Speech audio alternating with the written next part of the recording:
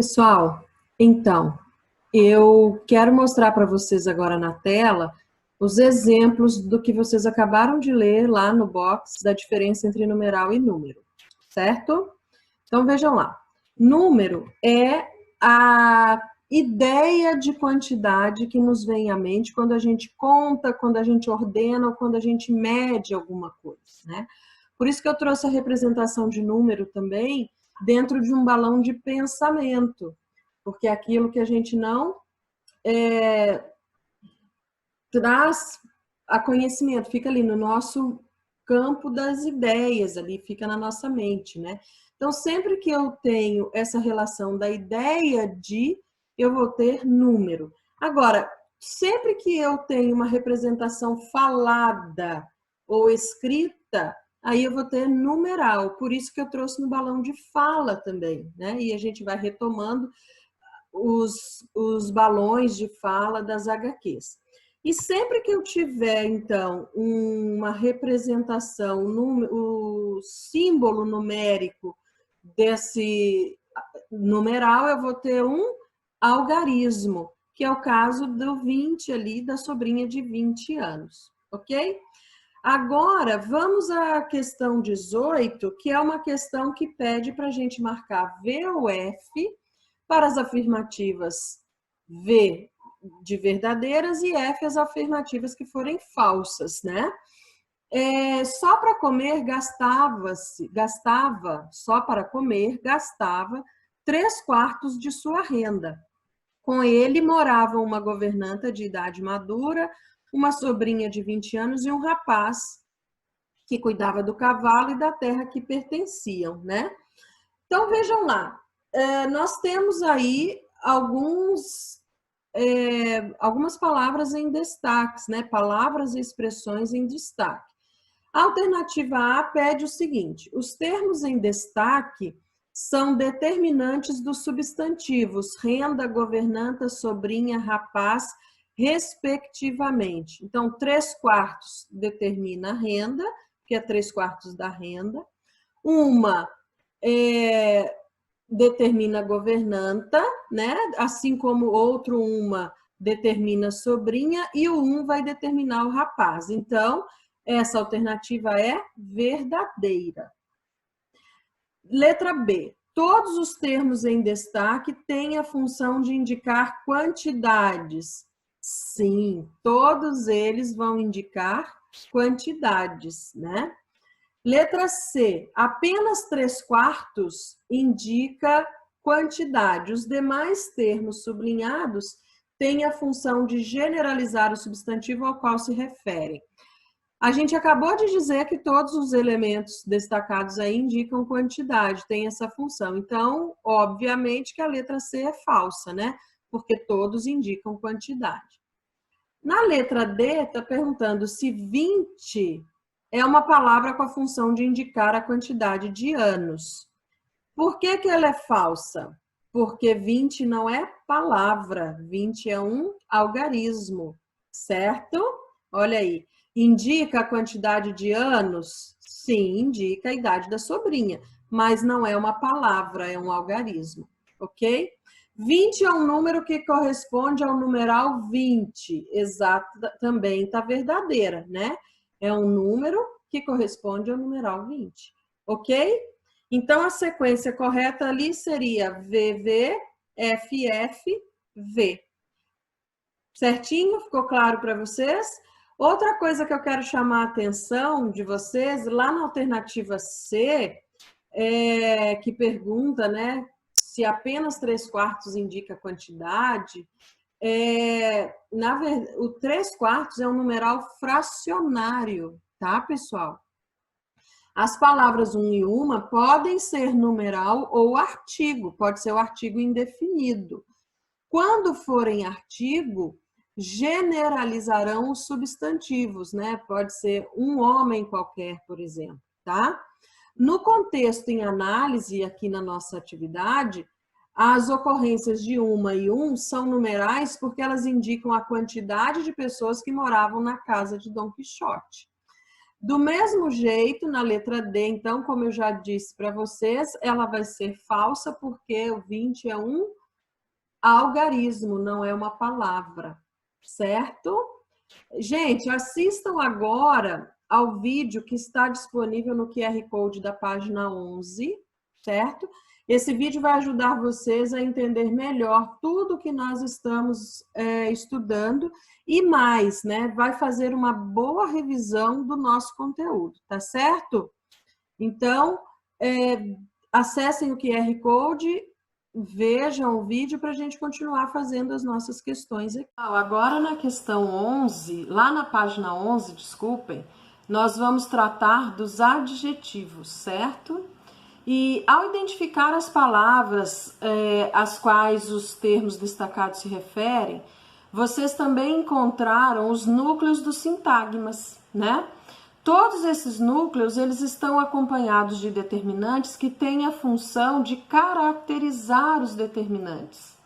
Portanto, os adjetivos são essa classe de palavras que se liga a um substantivo com a função de qualificá-lo, caracterizá-lo, explicar o substantivo, tá? Os adjetivos, geralmente, eles vão se flexionar em número, e isso eu estou dizendo que os adjetivos, de maneira geral, têm singular e plural, e gênero, então ele tem masculino e feminino, conforme o substantivo ao qual ele se refere, conforme o substantivo que ele vai determinar, tá bom? Eu posso dizer a casa amarela, as casas amarelas, o botão amarelo, os botões amarelos. É nesse sentido que o adjetivo vai se flexionar, ele precisa estar sempre de acordo com o substantivo, que é o termo ao qual ele se refere. Assim como os substantivos, então, os adjetivos, alguns adjetivos não vão admitir flexão de gênero, e esses serão considerados, então, na mesma forma, tendo a mesma forma para o masculino e para o feminino. Vejam na tela agora um exemplo disso que a gente vai ver na próxima questão aí da página 11. Estudante capixaba cria site para facilitar doações entre pessoas, tá? Primeira coisa, qual é o núcleo, né, desse sintagma nominal? É estudante, certo? O determinante é capixaba, que tá aí destacado, certo? Não há nenhum outro elemento determinando esse núcleo do sintagma nominal, né? Então, nenhum outro elemento também que indique, por exemplo, que estudante se refere a alguém do sexo masculino ou do sexo feminino. Por isso, assim como estudante é um substantivo comum de dois gêneros e possui a mesma forma para o masculino e para o feminino, o adjetivo capixaba vai acompanhar esse substantivo. É nesse contexto que eu estou dizendo que nem todo adjetivo vai flexionar a partir do substantivo que ele está determinando, certo? Agora eu vou colocar aqui na tela para gente esse trecho da reportagem para a gente analisar a questão, então, tá certo? Olhem bem. Tá aí na tela, né? Estudante capixaba cria site para facilitar doações entre pessoas, né? Então, nesse título, portanto, o substantivo, que é o núcleo do sintagma, quanto o adjetivo, que é o determinante, são palavras uniformes. Não é possível identificar no título se o criador do site é do sexo feminino ou do sexo masculino.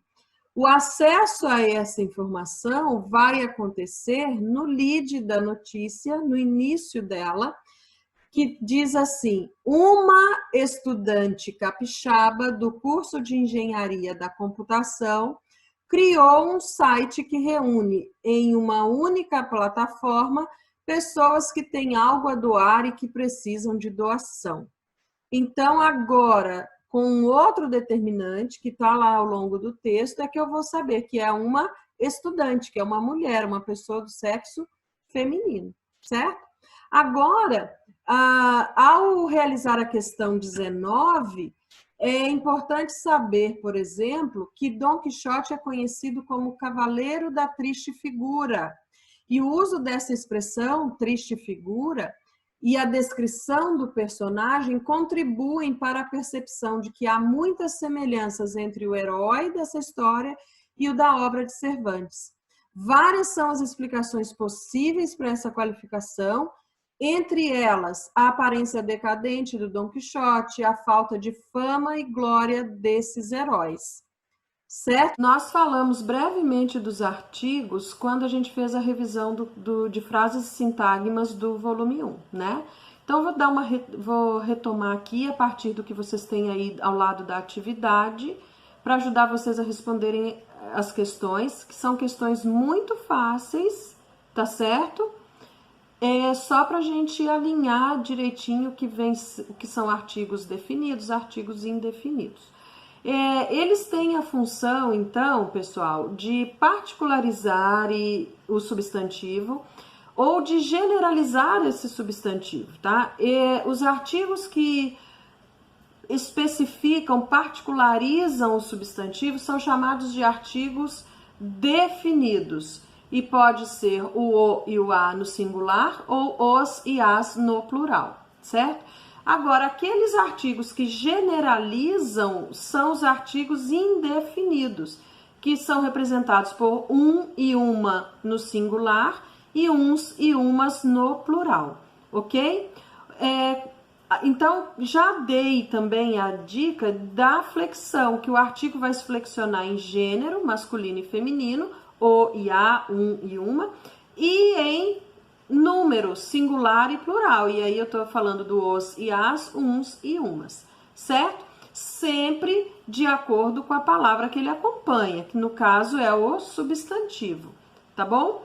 Agora, o numeral também vai ter classificação. A gente já viu a diferença entre número e numeral, né?